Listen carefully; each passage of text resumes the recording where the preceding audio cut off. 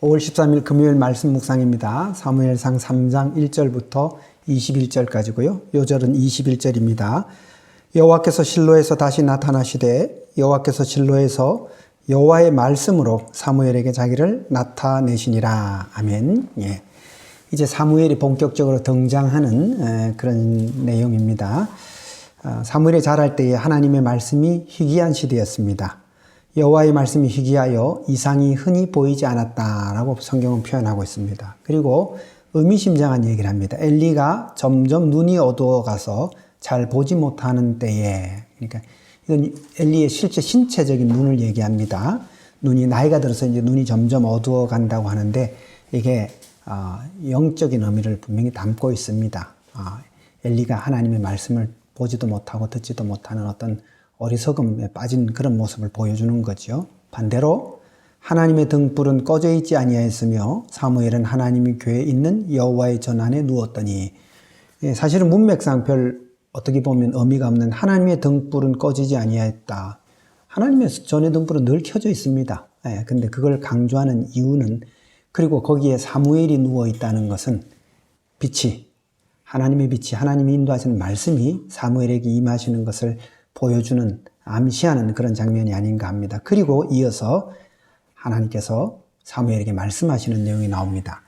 여호와께서 사무엘을 부르십니다.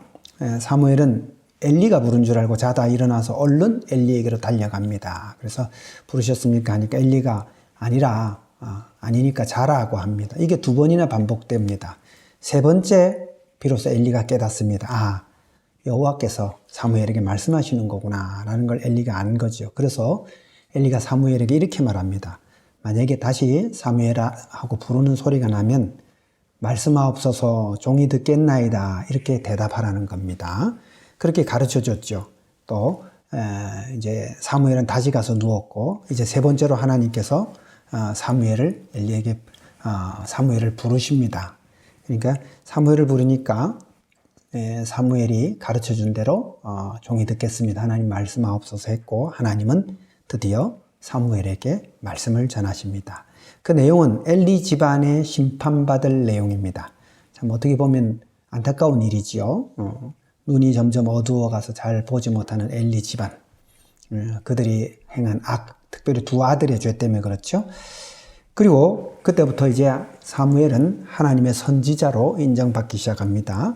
성경은 이렇게 표현합니다. 사무엘이 자라매 여호와가 그와 함께 계셔서 그의 말이 하나도 땅에 떨어지지 않게 하시니, 단에서 브엘세바까지 사무엘이 여호와의 선지자임을 알았다. 이스라엘 온 백성이 사무엘은 하나님의 말씀 전하는 자인 줄 알았다라는 것입니다.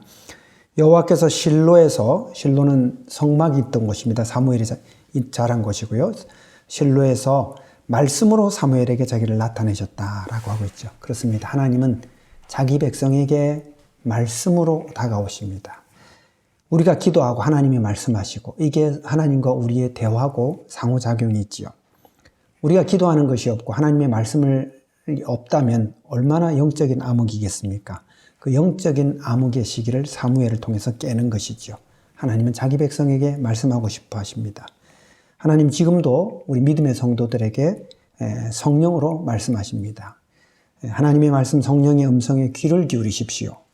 하나님께, 성령께 순종하십시오. 그러면 여러분의 삶이, 여러분의 신앙이 복을 받을 것입니다. 감사합니다.